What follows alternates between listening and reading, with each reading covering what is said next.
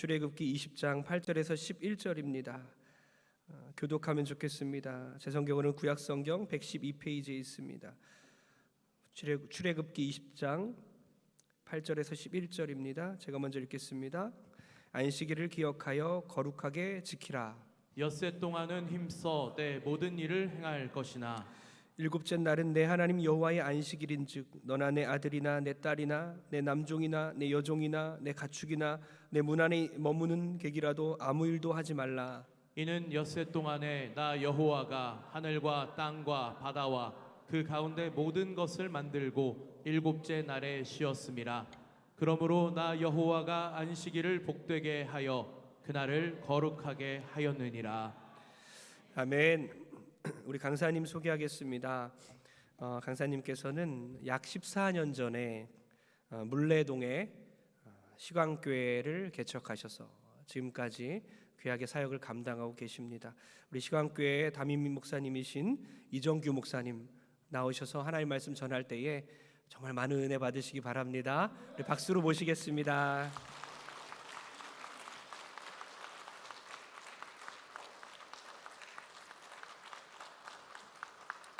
네, 감사합니다. 여기 앉아 계신 분들 중에서는 저를 거의 모르시는 분들도 많으실 것 같아서요. 간단하게 제 이야기를 조금 하고 시작을 하도록 하겠습니다. 저는 2011년도 4월에 이제 지금 물레동에 있는 교회인 건 맞습니다. 근데 처음 개척할 때는 물레에서 하진 않았고요. 구로 디지털 단지, 옛날 구로공단 아시죠? 거기서 이제 교회를 개척했습니다. 거기서 저희 부부를 제외하고 10명의 청년들하고 같이 교회를 개척했고요. 그동안 굉장히 그러니까 되게 즐거운 그리고 행복하고 고통스러운 일들이 꽤 많았습니다. 그 과정 중에서 되게 감사한 일들도 많았습니다. 그러니까 교회는 굉장히 제가 상상했던 것보다 훨씬 더 성장했습니다. 지금 약 한 800명 정도의 성도들이 모이고 있습니다. 그러니까 되게 모르겠어요. 아멘 해주셔서 참 좋은데, 그러니까 사람들이 제가 생각했던 것보다 훨씬 더 많이 모이니까 굉장히 기쁘긴 합니다. 하지만 이 모든 것들이 제가 감당할 수 있는 일인지는 잘 모르겠습니다. 근데 제가 드리고 싶은 말씀은 이겁니다. 그러니까 13년 6개월 정도 됐거든요, 저희 교회가. 근데 그 과정 중에서 제가 마음에 항상 잃지 않고 품으려고 했던 정신이 있습니다. 그게 이제 하나님의 은혜 안에서 안식하는 삶이거든요. 방금 여러분들이 들으셨던 말씀은 안식일을 기억할 거룩히 지키라라는 말씀이잖아요. 네. 근데 이 말씀을 그러니까 통해서 저는 뭐 단순히 그러니까 주일 성수 잘해라 이런 얘기를 하고 싶은 건 아닙니다. 월요일날 저녁에 와서 기도하시는 분들한테 제가 주일 성수 잘해라 이런 얘기해서 뭐 하겠습니까? 근데 이 말씀을 통해서 우리가 생각해 줄 수 있는 그러니까 안식일의 정신이 있을 것 같습니다. 유대인들 중에서는 이런 식으로 말하는 사람들이 꽤 많습니다. 이게 유대 랍비 누군가가 한 말이라고 하더라고요. 그러니까 유대인이 안식일을 지킨 게 아니고 안식일이 유대인을 지켰다라는 말이 있습니다. 저는 그리스도인들의 경우에는 훨씬 더 깊은 확신을 가지고 이렇게 말할 수 있을 것 같습니다. 그러니까 우리가 주일을 지킨 게 아니고 주일이 우리를 지켰다고요.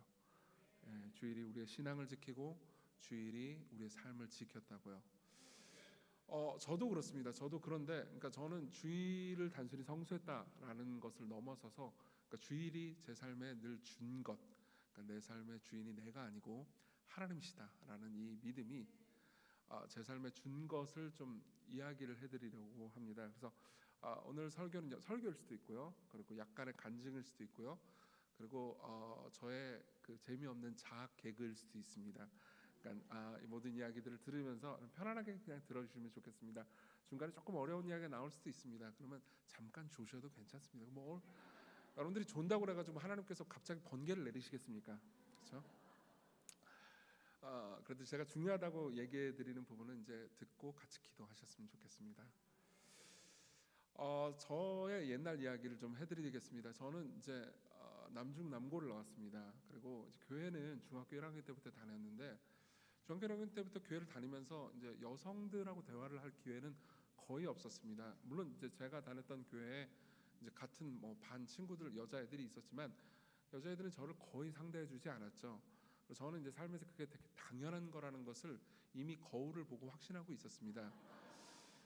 그렇기 때문에 뭐 그냥 그런갑다라고 생각을 하고 있었어요. 그러다가 이제 20살이 됐습니다.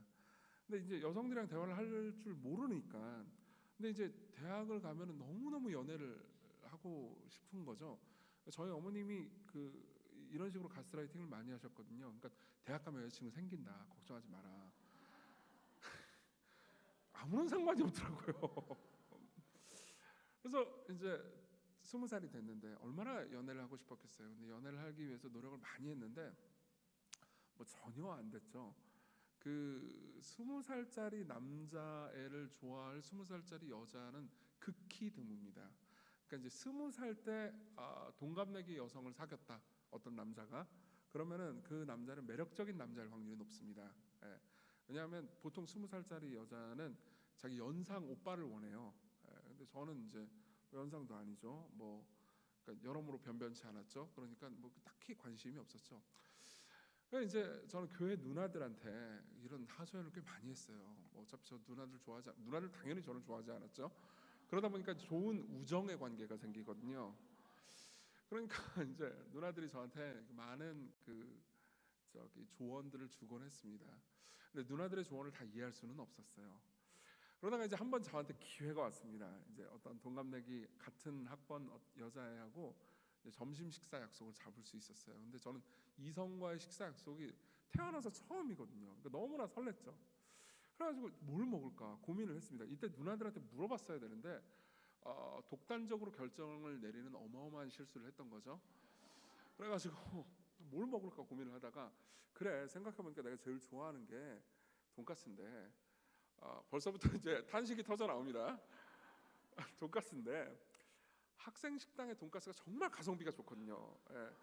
제가 다녔던 학교는 전국에서 제일 가성비가 좋기로 유명했던 학교였어요. 그러다 보니까는 야, 이거 학생 식당에 돈가스를 먹으면은 만족스럽겠다라는 생각을 했죠. 그래서 이제 그 여성분을 데리고 학생 식당에 돈가스를 먹으러 갔습니다. 그분은 제가 그분한테 연정이 있다고 정말 상상도 할 수 없었을 거예요. 그러면 이제 돈가스를 먹었습니다. 그래서 이런저런 얘기를 하다가 이제 돈가스 먹고 그 다음 스텝을 밟아야 되잖아요. 그래서 뭘 할까 고민을 하다가, 그래도 이제 저는 저의 매력을 좀 드러내야 되지 않겠습니까? 제가 뭘 잘하나 이렇게 고민을 해보니까 제가 잘하는 게 있었어요. 뭘 잘했냐면 요즘은 이제 그런 거 안 하죠. 옛날에 오락실이 있었잖아요. 오락실 가지고 오락을 엄청나게 잘했습니다. 정말 여러분 웃으시죠? 상상을 초월할 정도로 잘했다고요. 어느 정도로 잘했냐면 제가 압구정에 굉장히 유명한 오락실이 있었어요. 압구정에 그러니까 전국에서 몰려드는 오락실에서 제가 딱 이걸 잡잖아요. 그럼 사람들이 다 구경하러 올 정도였어요. 그러니까 유명한 사람이었죠. 그래서 제 생각에 이제 그때 유행했던 게임이 1대1로 싸워가지고 뭐 이기고 뭐 하여튼 그런 게임 있잖아요. 뭐 아시는 분도 있을지 모르는데 킹 오브 파이터즈 뭐 이런 거 있었어요. 그래서 이제 벌써부터 이제 한숨이 나오시는 분들이 계신데, 제가 생각할 때 야, 내가 매력 어필을 해야 되니까 오락실을 데려가자 이런 생각을 한 거예요. 그래서 얘한테 오락실 갈래? 그런 거죠. 근데 영문도 모르고 따라온 거죠. 근데 생각해 보십시오. 제가 이제 딱 앉았습니다. 그래서 오락을 해요. 그럼 어떻게 되죠? 집중을 하잖아요. 집중을 막 해서 하고 있는데 옆을 보니까 사라진 거예요. 그래가지고 아니 이게 어떻게 된 거지? 라고 생각을 하고 이제 되게 그날 이제 저녁에 기도회가 있었어요. 그래가지고 이제 터덜터덜 교회로 왔습니다. 그래서 진짜 욥 저리 가라로 제가 탄식하며 울부짖으면서 기도하고 슬프니까 그땐 그렇게 슬펐던 것 같아요. 그러고 나서 이제 끝나고 나서 누나들한테 이제 하소연을 했어요. 교회 누나들한테. 누나들이 이제 어이가 없는 거죠. 그래서 저한테 와가지고 야, 학식을 가면 어떡해? 돈가스를 먹으면 어떡해? 그러니까 이제 그때 제가 돈가스 맛있잖아요. 예, 학식 가성비가 좋잖아요. 이런 얘기를 한 거죠. 근데 누나들이 이제 그러면 안 되고 뭐 여자를 만났을 때 어디를 가야 되고 이런 얘기를 해주는데 전 도무지 이해가 안 되는 거예요. 그래서 논리적으로 계속 따지고 들어갔습니다. 여러분 혹시 MBTI 요즘 좋아하시는지 모르겠는데 저는 이제 T거든요. T 아주 이성적인 T 대문자 T예요. 예.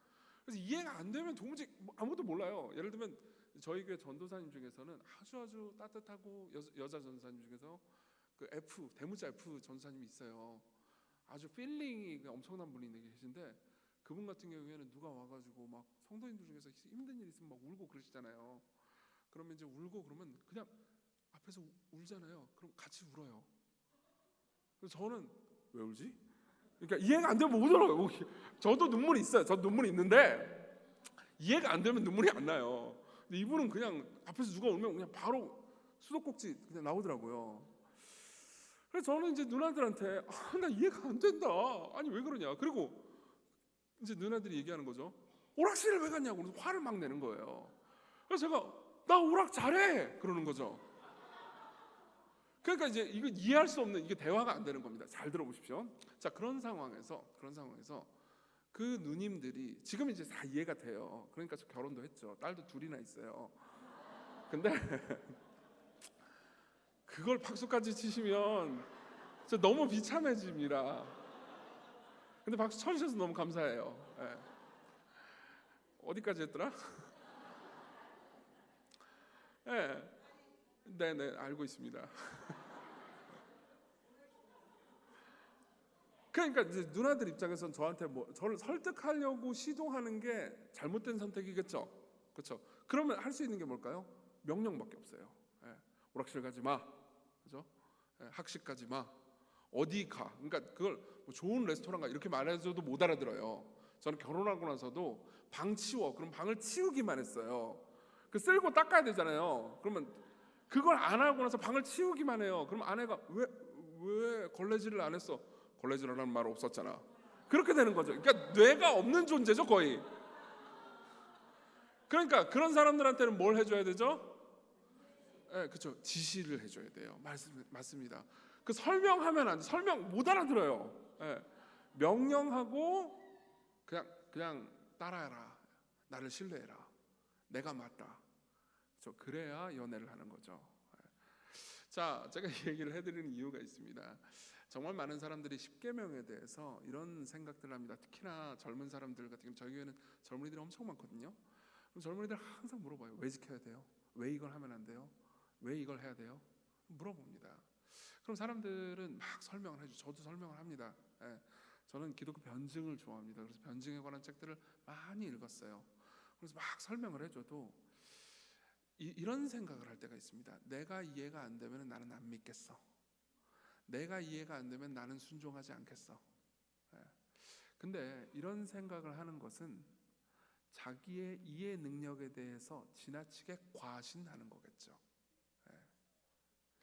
마찬가지입니다. 20살의 이정규가 그 누나들의 말에 대해서 토를 계속 달고 말도 안 되는 소리다. 나는 이해할 수 없다.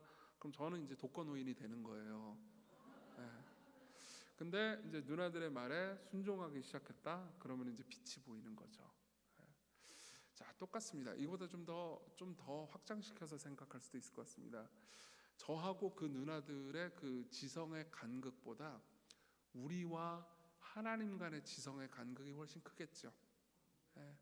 하나님은 지혜로운 분입니다. 그분이 모든 것을 아세요. 그분이 우리를 만드셨기 때문에 우리가 어떤 방식으로 살아가야 우리가 행복한지 잘 아십니다. 그래서 십계명을 만드신 거예요.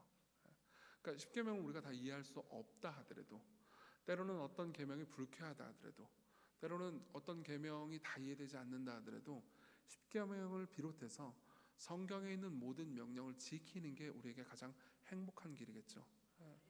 내가 너무너무 싫어하는 저 사람이 있어요. 근데 그 너무너무 싫어하는 사람이 종종 또 교회에도 있잖아요. 그러면 원수를 사랑하라. 이게 얼마나 밉습니까? 항상 하나님께서는 또 이웃을 사랑하라고 그러시고, 그렇죠? 원수를 사랑하라고 그러고, 그렇죠? 내 아내를, 남편을 사랑하라고 하고, 또 원수를 사랑하라고 하시잖아요. 왜 그럴까요? 원수가 보통 집에, 교회에, 그리고 남편, 아내니까 그러는 거잖아요. 맞죠? 제가 너무 이게 전곡을 찔렀나요? 이런 명령을 지키기 싫죠.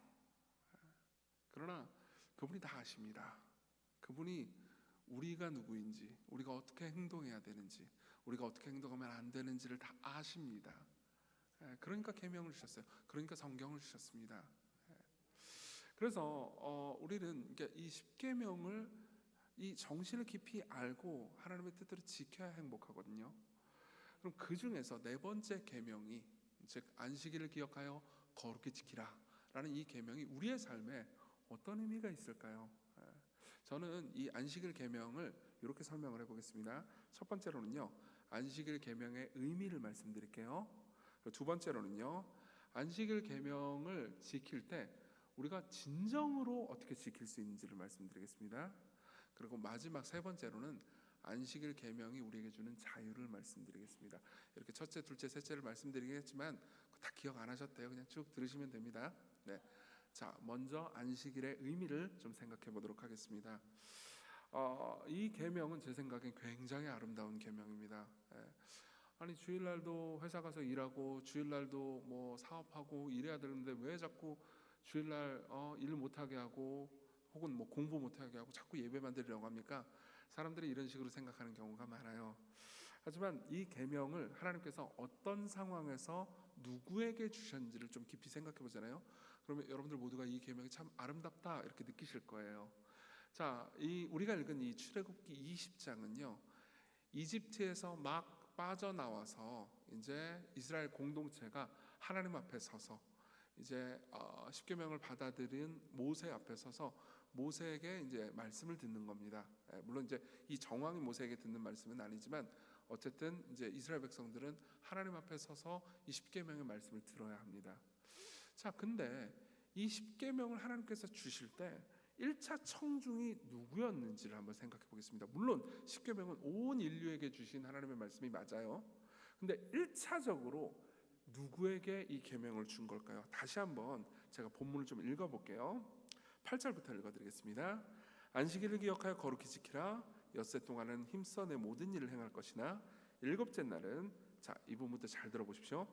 내 하나님 여호와의 안식일은즉 너나 네 아들이나 네 딸이나 내 남종이나 내 여종이나 내 가축이나 내 문 안에 머무는 객이라도 아무 일도 하지 말라, 이렇게 말씀하고 있죠. 그렇죠? 자, 그럼 이걸 통해서 유추할 수 있는 게 있어요. 뭐냐? 하나님께서 이렇게 딱 말씀하실 때 그 말씀을 처음으로 듣는 청중들은 보세요. 아들, 딸, 남종, 여종, 가축, 그리고 집을 가지고 있죠. 근데 집이 커요. 게스트룸이 따로 있습니다. 그렇죠? 그리고 십계명의 맨 마지막 보면은요, 17절에 내 이웃의 집을 탐내지 말라, 네 이웃의 아내나 그의 남종이나 여종을 탐내지 말라, 이런 말씀이 있어요. 그러니까 아내를 있죠. 아내가 있죠. 그렇죠? 그리고 다섯 번째 계명은 내 부모를 공경하랍니다. 그렇죠? 자, 그럼 종합을 해볼게요. 이 십계명을 처음으로 듣는 청중은 아내가 있습니다. 그리고 자식들이 있어요. 집안에 종들도 있습니다. 종, 그러면 우리가 생각할 때 와, 노예들이 있었다고 이거 너무 비인간적인데 이렇게 생각할 수 있지만은 그때 당시에 그 종은 월급을 받았어요. 히브리에서는 월급을 받고, 그리고 원할 때 풀려나갈 수도 있었습니다. 신명기에 보면은 다 그 방식이 다 정해져 있어요. 그리고 이제 좋은 주인을 만나면은 거기서 오랫동안 행복하게 살면서 월급 받으면서 재산을 축적할 수도 있었어요. 사실 지금의 직장인이죠, 그죠? 그러니까 한번 생각해 보십시오. 이제 부리는 사람도 있고 아내도 있고 그리고 가축들도 많이 있습니다. 그리고 게스트룸도 또 가지고 있어요. 그리고 부모님이 있습니다. 어떤 사람이죠? 중년의 남성이죠. 최소한 한 30대 중반에서 50대 중반 정도의 남성들, 그리고 돈도 좀 있고, 그리고 땅 당연히 있고요. 그리고 여러 가지 것들을 갖추고 있는 중산층 이상의 남성들입니다. 이들을 가리키는 표현이 있었어요. 히브리 아하레츠라는 표현이 있었습니다. 그러니까 중산층 이상의 남성들을 가리키는 거였어요. 자, 그러면 이 사람들은 어떤 사람들이죠? 이 사람들은 힘 있는 사람들입니다. 그 이스라엘이라는 국가에서, 지금도 사실 우리나라도 마찬가지잖아요. 어느 나라나 대체로는 중년의 남성들이 사회 대부분의 부를 다 소유하고 있고 사회 대부분의 권력을 다 소유하고 있었습니다. 고대 세계에는 훨씬 더 그랬죠. 근데 하나님께서는 뭐라고 말씀하세요? 이 중년의 남성들, 다시 말하면은 힘과 돈과 모든 권력을 다 소유하고 있는 그 대상을 향해서 안식일을 기억하여 거룩히 지키라 라고 말씀하십니다. 근데 제한 조건을 주세요. 너만 놀면 안 된다. 너만 쉬면 안 된다. 너만 혼자 예배드리러 간다 그래가지고 도망가면 안 되고 너희 집안에 있는 모든 가축들마저도 절대 일하게 하지 말아라 라고 말씀하시는 거죠. 예. 자, 이게 이 계명의 아름다운 점입니다. 한번 상상을 해보겠습니다. 여러분, 이제 이집트에서 막 나온 이스라엘 백성들이 돈이 많았을까요? 적었을까요? 예. 많은 사람들이 오해를 하곤 해요. 그래서 아이고 이제 막 이집트에서 탈출했으니까 상거지였겠네 이렇게 오해를 하곤 합니다.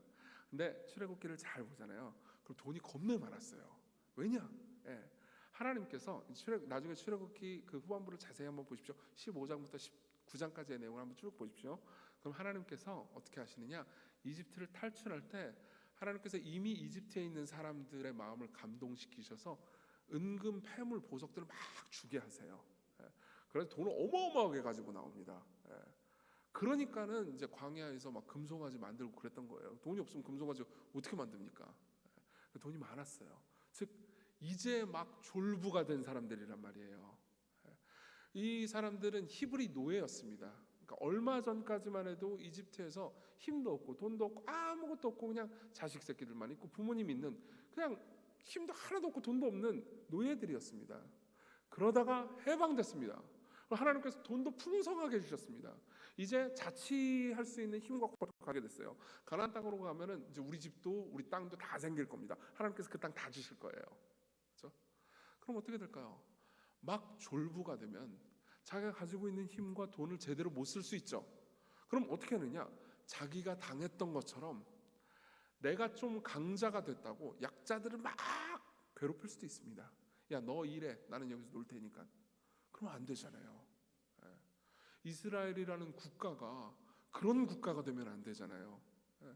이스라엘이라는 국가는 강자들이 약자를 섬기고 힘 있는 사람들이 가난한 사람들을 섬기고 서로 어우러져서 사랑하면서 살아야 되지 않겠습니까?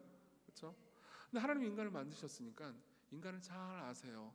그래서 야 인간들아 너희들이 6일째는 6일까지는 힘을 다해서 일을 해도 이날은 하루 나와 함께 예배하며 서로 교제하면서 그리스도 안에서 안식해라. 하나님 안에서 안식해라 라고 명령을 하셨단 말이에요. 근데 이 명령을 돈 있고 힘 있는 사람만 지키는 게 아니고 모든 사람들이 다 지킬 수 있도록 하시기 위해서 하나님께서 이 네 번째 계명을 주신 겁니다. 예.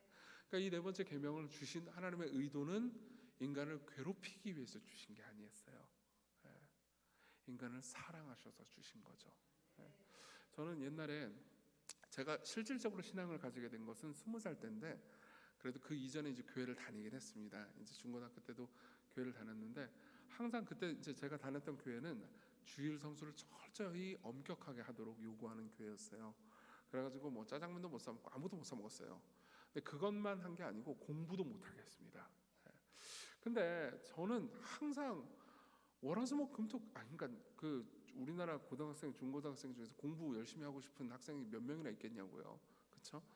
저는 그 소수에 안 속했을 것 같잖아요. 왠지 그 다수에 속했을 것 같지 않습니까?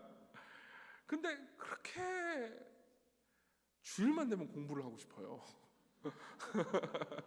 월요일날 시험이면 주일날 공부를 못하게 한 하나님이 너무 폭군 같은 거예요.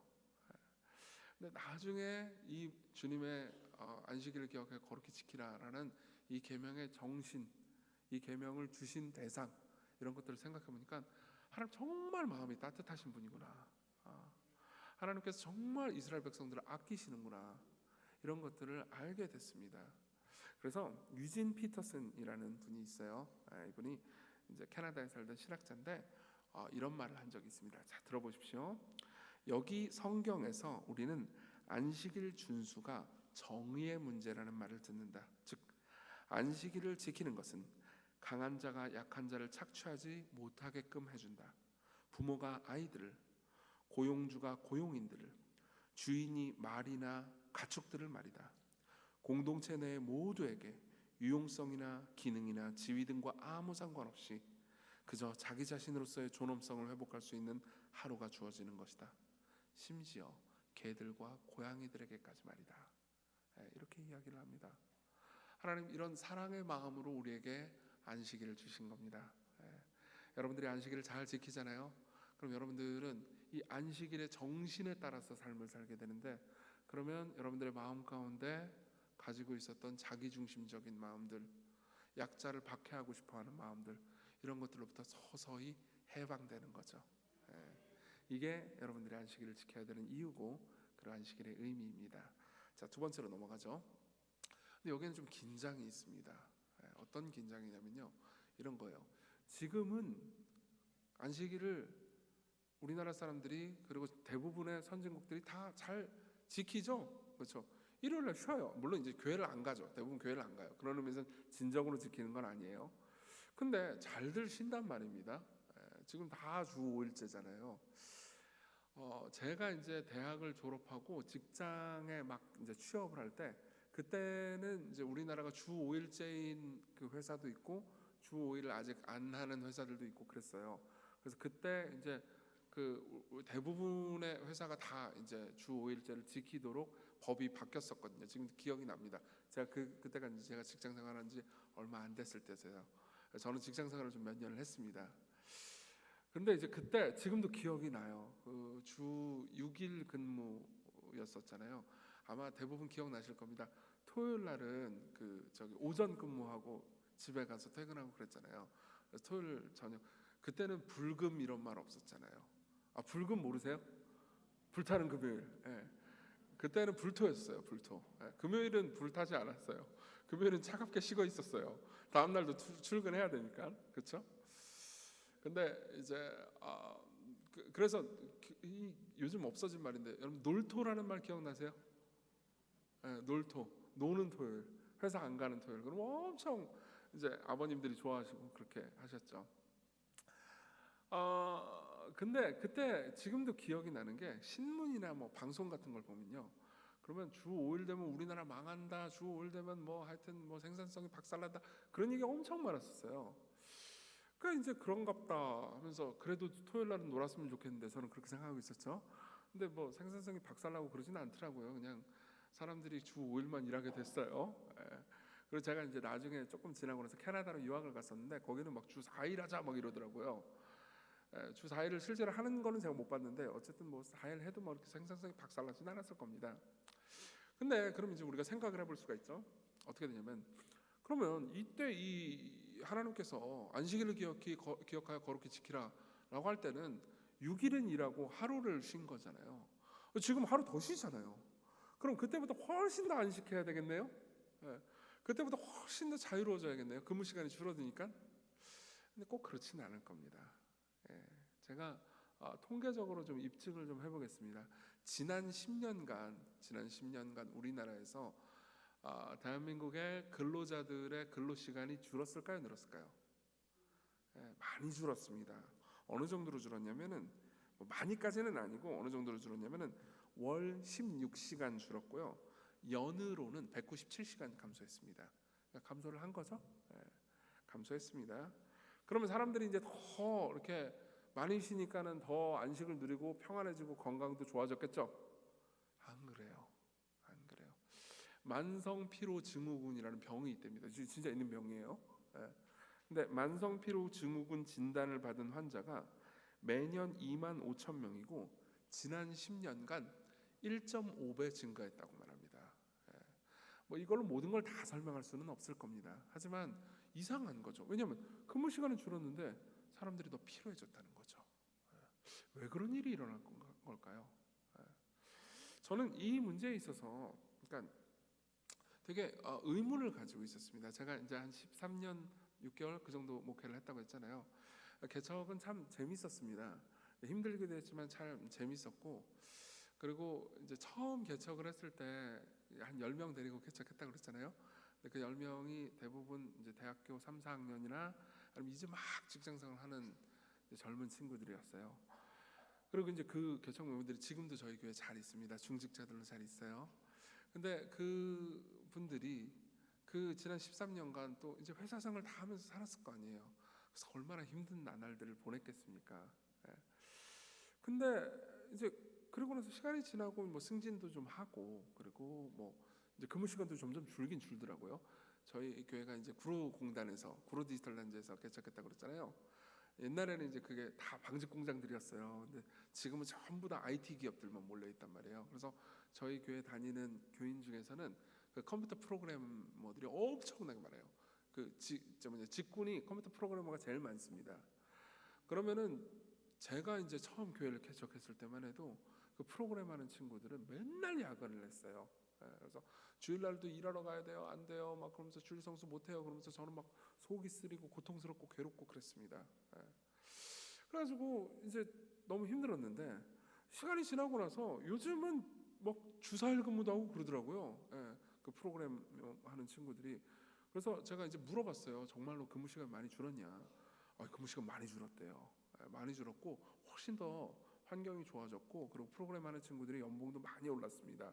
좋아졌죠, 그렇죠? 그럼 좋아졌으면 그 친구들이, 그 사람들이 훨씬 더 안식을 누리고 여유로워지고 그랬느냐? 그렇지 않게 됐어요.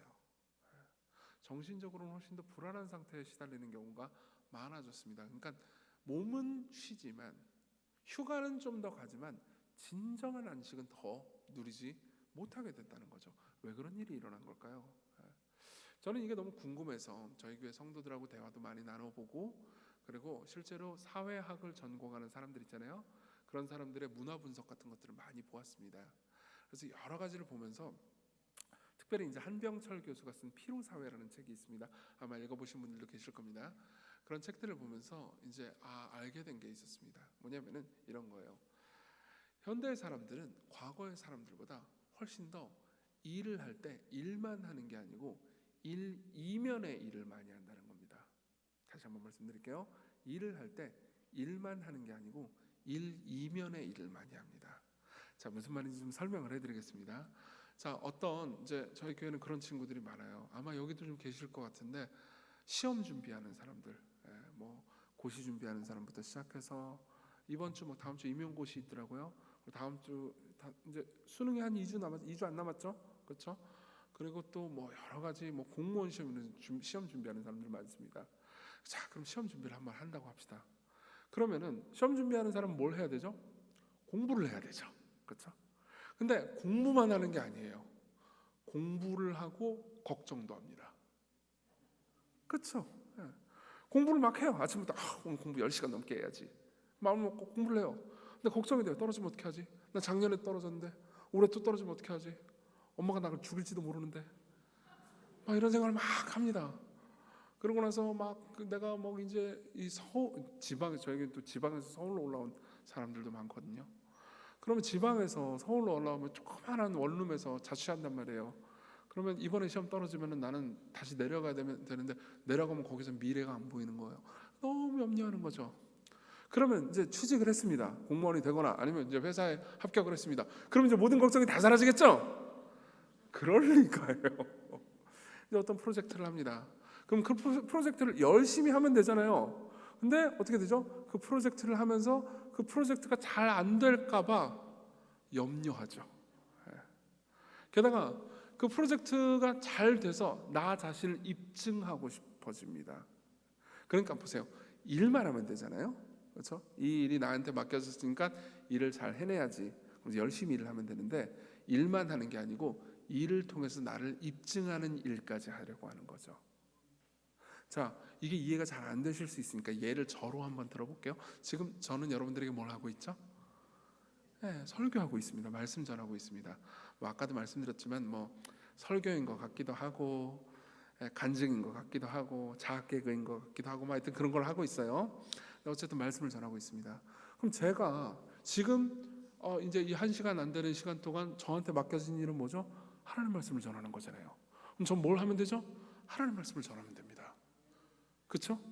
그리고 주님께 영광을 돌리고 내려오면 되는 거예요. 근데 제가 마음속으로 이런 마음을 가지고 있다고 한번 생각해 보세요. 내가 잘해야 되는데, 여기 동선교회 사람들이 내가 설교해가지고 은혜를 많이 받아야 되고, 내가 훌륭해야 되고, 그리고 내가 막 괜찮아야 되는데 라는 마음을 가지고 있다는 게 아니에요. 가지고 있다는 게 아니고 가지고 있다고 해보자고요. 그런데 몇몇 분들이 졸고 계시네. 그리고 이제 설교 끝났을 때 썰렁해요. 그럼 어떤 생각이 들까요? 그냥 아까 말씀드렸던 것처럼 맡겨진 말씀 전하고 주님께 영광 돌리고 기도하고 나오면 되잖아요. 근데 나는 설교만 하는 게 아니고 설교를 통해서 나를 입증하려고 하는 거죠. 예. 그러면서 막 좀 망한 것 같잖아요. 그러면 마음속으로 막 괴로워하는 거죠. 아, 오늘 설교는 난 망했구나. 오늘 설교는 난 C구나. 나는 D구나. A나 B여야 되는데. 예. 항상 제 인생의 목표는 비실비실이었거든요. BC. 실제로 나오는 건 C들이에요. CD 이렇게 맨날 이런 식이었어요. 예. 교회에서도 그런 적이 많았습니다. 설교를 그냥 기가 막히게 해가지고 우리 교회 부흥해야지 생각을 하죠. 그럼 사실 맡겨진 말씀 전달하면 되잖아요. 근데 이제 오늘 분위기가 썰렁한 것 같다. 그러면 오늘은 설교가 C야. 그럼 청년들 눈치 없잖아요. 눈치 없는 청년들이 있거든요. 항상 나는 망했어. 그럼 청년들이 와서 목사님 무슨 말이에요? 목사님 설교 오늘 C 아니었어요. F였어요. 그럼 죽여버리고 싶고 진짜. 네. 자 보십시오. 물론 이제 설교를 못하면 슬프죠. 잘하면 기쁩니다. 예. 막 많은 분들이 은혜 받고 막 눈물 흘리고 그러면 내가 괜찮은 존재처럼 느껴진단 말이에요. 근데 생각해 보십시오. 성경은 뭐라고 말합니까? 저는 그냥 맡은 자에 불과해요. 예. 그건 뭘 의미하죠? 여기 계신 분들도 맡은 자라는 겁니다. 예. 여기 계신 분들이 가정에서 가족들을 섬기는, 난 주부다. 그러면은 가정에서 가족들을 섬기는 일을 소명으로 맡은 거예요. 예. 사업을 하시는 분들은 그 사업을 소명으로 맡은 겁니다. 직장 다니시는 분들은 직장을 소명으로 맡은 거죠. 예. 은퇴하신 분들도 계실 겁니다. 은퇴 이후의 삶도 어쨌든 교회에서 가정에서 자기의 역할이 있으실 거 아니에요. 그 다 우린 사실 죽는 날까지 소명자죠. 예. 죽는 날까지 하나님 말씀 붙들고 하나님께서 우리에게 주신 소명과 비전 붙들고 삶을 살아가면서 충실하게 감당하면서 삶을 살아가는 거죠. 예. 그 가운데서 많은 열매를 맺는 사람들도 있을 겁니다. 그렇지 않은 사람들도 있을 겁니다. 그렇지만 하나님께서 우리 모두를 부르셨어요. 예. 그것을 그냥 받아들이고 신실한 삶을 살아야 되거든요. 근데 항상 우리는 어떻게 되냐면은 내가 해내지 못할까 봐, 내가 입증하지 못할까 봐, 이것이 실패할까 봐 늘 두려워하는 거죠. 여러분 인생을 다시 한번 되돌아보십시오. 여기 계신 분들 중에서 저보다 나이 많으신 분들도 많이 계시잖아요. 물론 제가 보기에 외모는 다 저보다 젊어 보이세요. 기분 좋으시죠? 네, 그냥 립 서비스였어요. 자 보세요. 근데 인생 한번 되돌아보십시오. 여기 계신 분들 중에 인생을 생각해 보면 쓰라리고 고통스러운 실패 많았잖아요. 어떻게 모든 일이 잘 됩니까? 그리고 다시 되돌아보면은 그 실패가 없었으면 결코 일어나지 않았을 좋은 일, 그 고통스러운 일이 없었으면 결코 일어나지 않았을 성공도 있지 않았습니까? 예. 한번 생각해 보십시오. 요셉이 감옥에 들어가지 않았으면 어떻게 총리가 됐겠습니까? 예. 요셉이 감옥에 들어갔을 때 내 인생 완전히 망했다라고 생각했을 거예요. 아무것도 안 보일 거라고 생각했을 겁니다. 내 미래는 이제 끝났다라고 생각했을 겁니다. 그러나 요셉이 감옥에 들어가지 않았으면요, 거기 있는 술 맡은 그 관원장 즉 그 공무원을 만나지 못했을 거고요. 그러면은 이제 애굽의 바로를 만날 일도 없었을 거고요. 그리고 총리가 될 일도 없었고, 그리고 나중에 형들을 만날 일도 없었을 거고요. 형들을 용서할 일도 없었겠죠. 그럼 이 모든 하나님의 섭리를 생각을 해보면 우리가 삶을 통해서 하나님이 허락하시는 실패나 하나님께서 허락하시는 성공이나 모든 것이 하나님의 섭리 안에서 우리가 받아들일 수 있는 것들이잖아요. 그렇죠?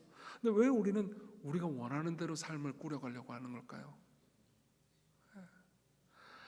자, 안식일 계명은 이렇게 우리가 원하는 대로 삶을 꾸려가는 것이 아니고, 이제 6일 동안 일을 했어요. 6일 동안 일을 하면은 7일도 일을 하고 싶어요. 6일 동안 장사가 잘 되잖아요. 아마 경험하신 분들도 있을 겁니다. 근데 그럼 마지막 날 7일 때도 장사를 하잖아요. 그럼 내가 돈을 더 벌 것 같아요. 내가 내 인생을 통제할 수 있을 것 같아요. 그러면은 7일도 일을 하는 걸로 선택을 하는 거죠. 문제는 안식일이라는 날을 예배드리고 하나님께 봉사하는 걸로 안 드렸다. 이게 핵심이 아닙니다. 이것도 문제죠. 근데 이 이면에 더 큰 문제가 있어요. 어떤 문제가 있죠? 내 인생의 주인이 나라고 생각하는 거죠. 내가 통제할 수 있을 거라고 생각하는 겁니다. 왜 염려하는 걸까요? 내가 해낼 수 있을 거라고 생각하는 겁니다. 내가 다 해낼 수 있다고 생각을 하는데, 내가 열심히 노력하고 하면 다 해낼 수 있는데 못 해낼까 봐, 스스로가 입증되지 못할까 봐 두려운 거죠. 그리고 안식일을 기억하라 라는 이 계명은요, 이렇게 우리에게 말씀해 주고 있는 겁니다. 내가 주인이다, 너희들이 주인이 아니다. 내가 모든 걸 다스린다. 나를 따르라, 나를 신뢰하라. 자, 그럼 마지막으로 넘어가겠습니다. 이 계명을 진정으로 지키는 믿음이 어디로부터 오는 걸까요? 사실 이미 거의 답을 이야기를 해드렸습니다. 그러나 우리가 11절을 같이 합독하면서 묵상을 좀 해봤으면 좋겠습니다. 우리 11절을 같이 읽겠습니다. 시작. 이는 엿새 동안에 나 여호와가 하늘과 땅과 바다와 그 가운데 모든 것을 만들고 일곱째 날에 쉬었습니다. 그러므로 나 여호와가 안식일을 복되게 하여 그날을 거룩하게 하였느니라. 아멘. 네, 보세요. 지금 하나님께서 이렇게 말씀하고 계십니다. 쉬어라, 쉬어라. 그리고 쉬는 이유는 11절에 이유가 나오죠. 엿새 동안에 하늘과 땅과 바다와 모든 것을 만들고 일곱째 날에 내가 쉬었기 때문이다. 내가 쉬었다. 그러니까 너희들 쉬어도 좋다. 이걸 이런 식으로 한번 생각을 해보자고요. 자, 여기서 약간 상상력을 좀 발휘해 보실 필요가 있습니다. 하나님께서 6일 동안 모든 걸 만드셨죠. 그리고 사람을 언제 만드셨습니까? 마지막 날에 만드셨죠. 자, 그럼 아담과 하와 입장에서, 특히 아담 입장에서 한번 생각을 해보자고요. 아담 입장에서 내가 딱 생겼습니다. 그럼 그날은 무슨 몇째 날이죠? 그렇죠. 여섯째 날에 아담이 생겼어요. 근데 아담 입장에서는 내가 완성되자마자 일곱째 날로 넘어갔단 말이에요. 그럼 아담에게 있어서 첫날은 일곱째 날인 거예요. 그렇죠? 아담에게 있어서는 쉬는 것부터 시작합니다.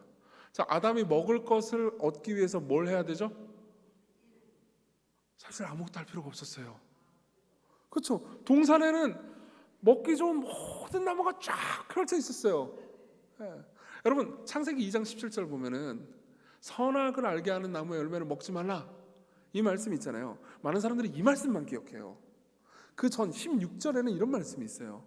동산 모든 나무의 열매를, 각종 나무의 열매를 네가 임의로 먹어라. 그러니까 임의로라는 원하는 대로 먹으라는 거예요. 그러니까 하나님께서 아담이 존재하자마자 동산을 보여주십니다. 자, 여기 봐봐. 거기에서 아담이 씨를 뿌린 나무가 있었을까요? 없습니다. 아담이 밭이라도 갈았을까요? 없습니다. 물이라도 뿌렸을까요? 당연히 아니죠. 아담은 존재와 더불어서 하나님의 공급을 받았습니다. 그리고 아담은 처음부터 아무 일도 안 합니다. 그리고 말씀하시는 거죠. 자, 원하는 걸 마음껏 먹어라. 그건 뭘 의미하죠? 내가 너의 공급자다. 내가 너의 공급자다. 많은 분들이 오해하는 것 중에 하나가, 이 아담이 타락하지 않았으면 우리가 일을 안 했을 텐데 아담이 타락을 해가지고 우리가 일을 해, 이런 식으로 오해해요. 아니, 그렇지 않습니다. 창세기 2장을 잘 보잖아요. 그러면요, 아담이 타락하기 이전에도 아담은 직분이 있었어요. 뭐냐? 동산직이었습니다. 동산을 잘 관리하고 다스리고 동산의 모든 동물들을 잘 관리하고 다스리는 것, 즉 일종의 동산의 왕으로서의 통치자로서 하나님의 부르심을 받은 거예요. 이게 아담의 직분이었어요. 아담은 일을 했었어야 했습니다. 타락하기 전에도요. 그리고 그 일은 아담을 고통스럽게 하지 않았을 겁니다. 오히려 기쁘게 했을 거예요. 아담은 염려하지 않고 일을 할 수 있습니다. 자, 그리스도인들도 똑같습니다. 인간이 타락해서 일의 저주와 고통 가운데서 일을 안 하면 먹고 살 수 없는 괴로움에 빠지긴 했지만, 여러분들이 예수 그리스도를 믿고 그분 안에 거하잖아요. 그러면 여러분들의 공급자가 자기 자신이 아니고 하나님이 되십니다. 그럼 어떻게 되죠? 이제 하나님께서 내게 공급하시는 거예요. 우리 회사 사장님이 나한테 돈 주는 거 아닙니다. 하나님께서 우리 회사 사장님을 사용해서 나한테 돈을 주시는 거예요. 자, 그러면 이 하나님 중심적인 믿음, 하나님 중심적인 세계관이 마음 가운데 회복되잖아요. 그러면 이제 이런 정신이 생겨납니다. 성도님 좀 따라해 주시겠습니까? 할 수 있는 만큼만 하고 주께 맡긴다. 다시 한 번만 합시다. 할 수 있는 만큼만 하고 주께 맡긴다. 네, 자, 하나님께서 여러분들 모두를 부르셔서 여러분들이 각자 맡은 일을 하게 하세요. 그리고 하나님께서 말씀하십니다. 염려하지 말라고요. 여러분들이 마태복음의 산상설교의 내용을 보잖아요. 그럼 여러 번에 걸쳐서 하나님께서 염려하지 말라고 말씀하시죠. 왜요? 하나님께서 통치하시니까. 하나님께서 들풀도 먹이시고 하늘나는 공중나는 새도 먹이시고 모든 것을 돌보시니까 하물며 너희일까 보냐라고 말씀하시면서 그분이 책임지신다고 하니까는 염려하지 말라고 하시죠. 그렇죠? 자, 그러면 우리 마음 가운데 어떤 마음이 생기느냐? 할 수 있는 만큼만 하고 주께 맡기는 겁니다. 자, 이런 마음이 저한테 생겼던 결정적인 사건 하나가 있거든요. 그 사건 이야기를 좀 해드리겠습니다. 아까 제가 이런 말씀 드렸잖아요. 제가 직장 생활을 좀 했었다고요. 이제 교회 개척을 하기 전에 회사를 다녔었습니다. 근데 회사 다니기 전에는 이제 구직자였겠죠. 근데 한 6개월 정도 구직 생활을 했었어요. 사실 6개월 백수 생활한 거는 뭐 그렇게까지 길게 한 건 아니죠.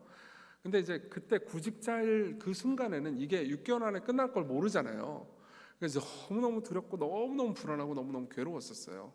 그래서 이제 이력서를 막 맨날 썼습니다. 저 되게 부지런하게 이력서를 썼던 것 같아요. 그래서 내가 직장에 들어가진 않았지만 직장인처럼 살자라고 마음을 먹고 9시에 도서관으로 출근을 했어요. 그래서 계속 뭐 이력서 쓰고 원서 내고 하루에 무조건 1개 이상 원서 지원한다. 그러면 이제 열심히 노력했죠. 열심히 노력해서 다 떨어졌습니다.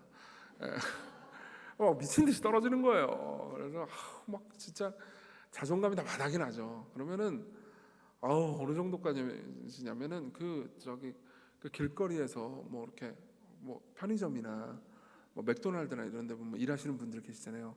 그러면 너무 부러운 거예요. 왜냐하면 저분들은 소속이 있잖아요.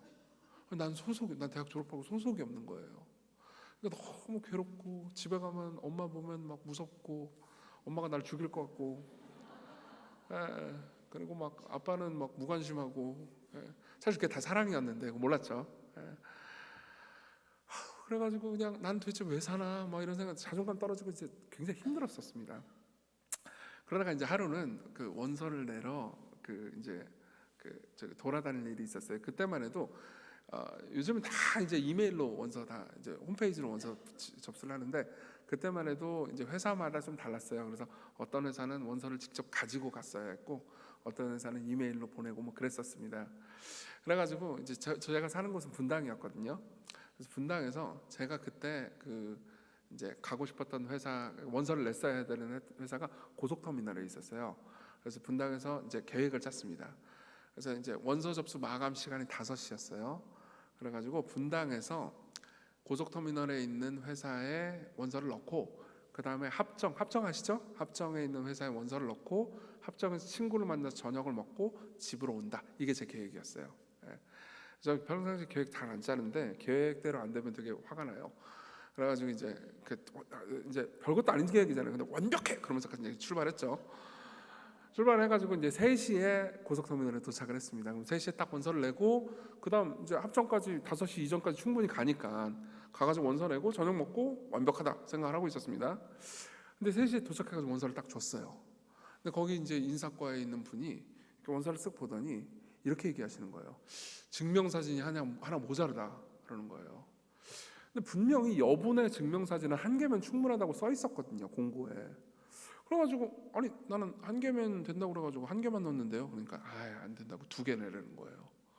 그래가지고 이게 낭패잖아요. 그래서 원서를 접수를 안 받아준다는 거예요. 너무 가혹하잖아요. 그래서 제가 뭐 나중에 주면 안 되냐, 안 된다. 뭐 프린터 쓰면 안 되냐, 안 된대요. 그래서 속으로 프린터도 못 쓰게 하나. 그러니까 프린터를 뽑아가지고 이제 잘라가지고 주려고 했던 거죠. 그래가지고 너무 당황해가지고 이제 그 근처에 PC방을 막 돌아다녔습니다. PC방 돌아다녀가지고 PC방에 가면은 이제 프린터가 있으면 거기서 이제 프린트를 할 수 있겠거니라고 생각했는데 아니 무슨 강남의 PC방들은 프린터가 없어요, 전부 다.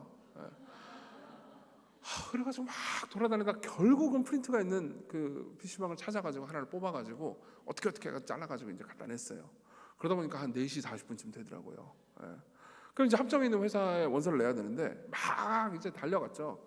달려가가지고 마음으로는 택시를 타고 싶었지만 그 돈이 없으니까 이제 지하철을 타고 지하철 안에서 달렸어요. 막 마음이 급하니까. 그 이제 도착했는데 이제 한 5시 반 좀 안 되게 도착을 했습니다. 그래서 지금이라도 원서를 낼 수 있으니까 안 된대요. 이게 너무 좀 그렇지 않습니까? 매정하지 않습니까? 그래서 이제 안 된다고 그러고 친구도 갑자기 약속 취소되고 너무 괴로웠습니다. 예. 그래서 계획을 잘 안 세우는 계획인데 그 별것도 아닌 계획이 다 틀어졌잖아요.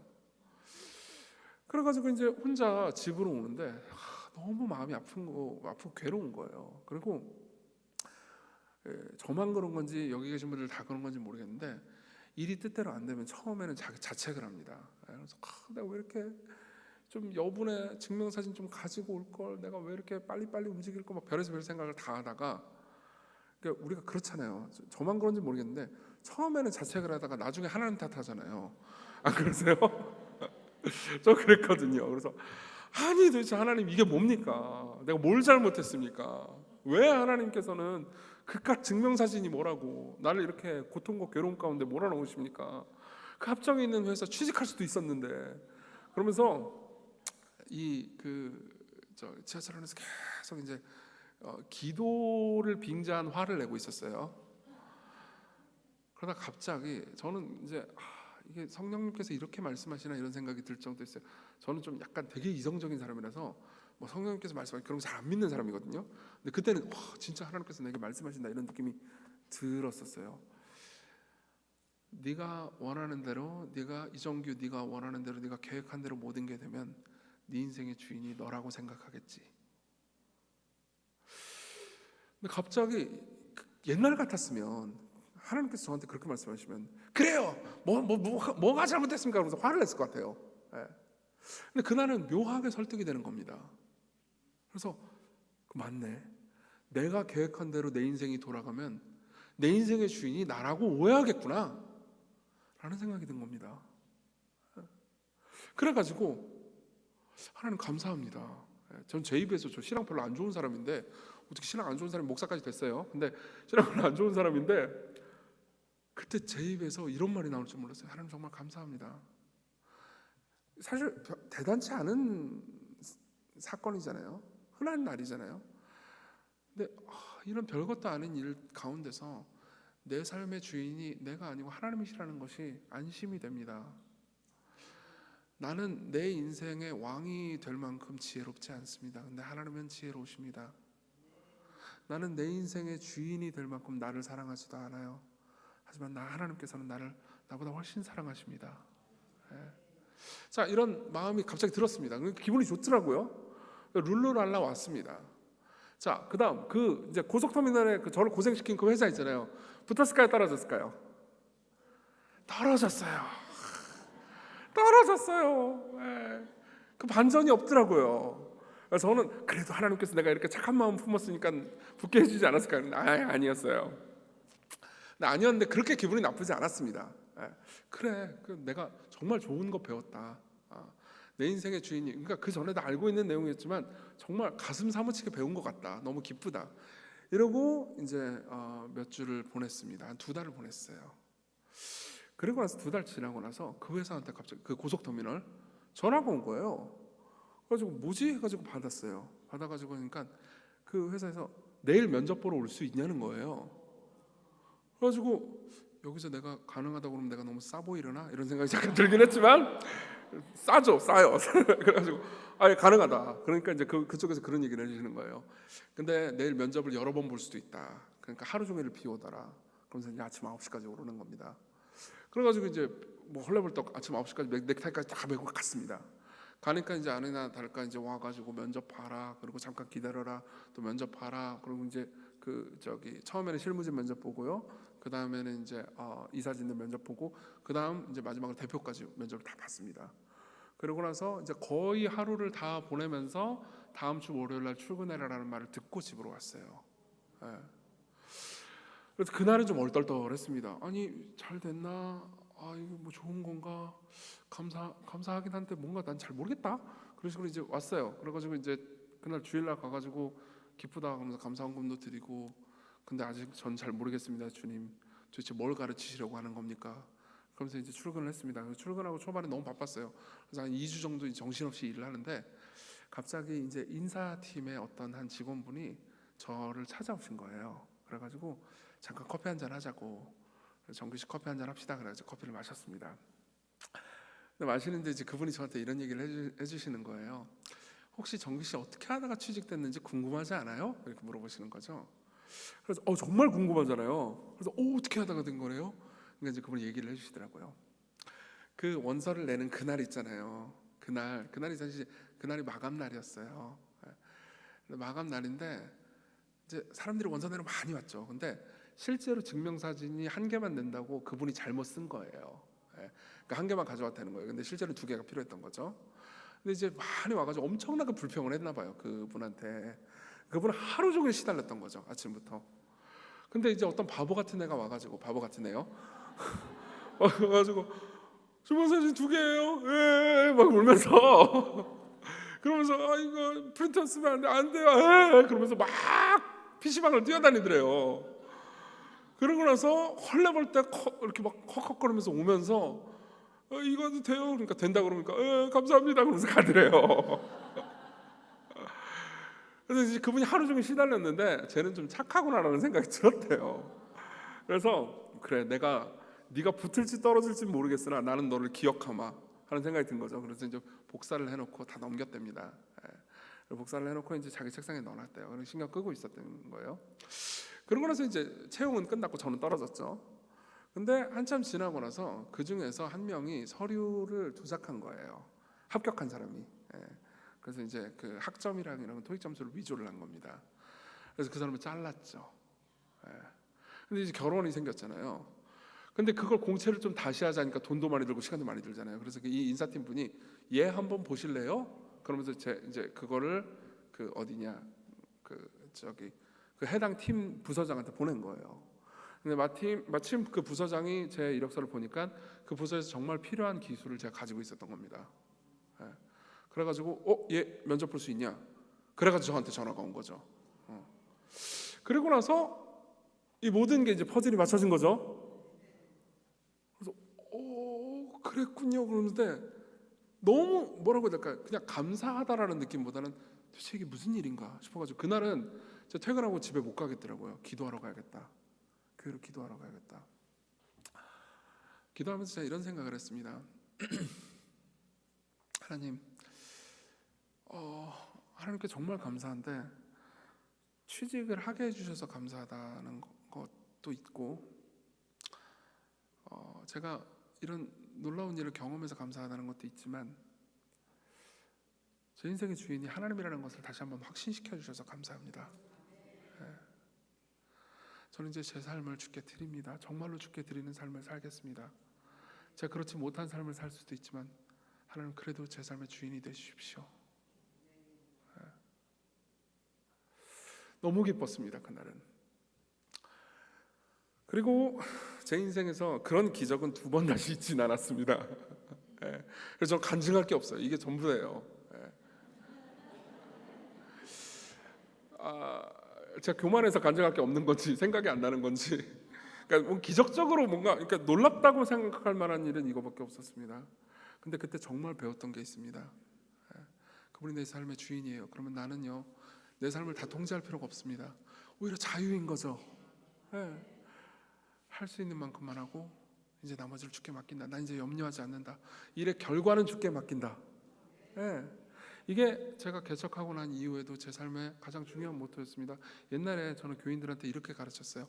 최선을 다하고 주께 맡겨라. 근데 우리나라 사람들은요 최선을 다하라 그러면 뭘 해도 최선을 못한 것 같은 그런 고통에 시달리더라고요. 최선을 다해라. 그러니까 근데 하루 13시간씩 일했는데도 최선을 못한 것 같아요 막 그러더라고요. 그래서 제가 말을 바꿨습니다. 자, 따라해 봅시다. 할 수 있는 만큼만 하고 주님께 맡깁니다. 주님이 내 주인이십니다. 내가 주인이 아닙니다. 여러분들이 이렇게 믿을 때 여러분들의 삶에서는요 바쁜 날도 한가로운 날도 돈이 있는 날도 없는 날도 어려운 삶에 부딪힌 날도 평안한 날도 안식이 있을 겁니다.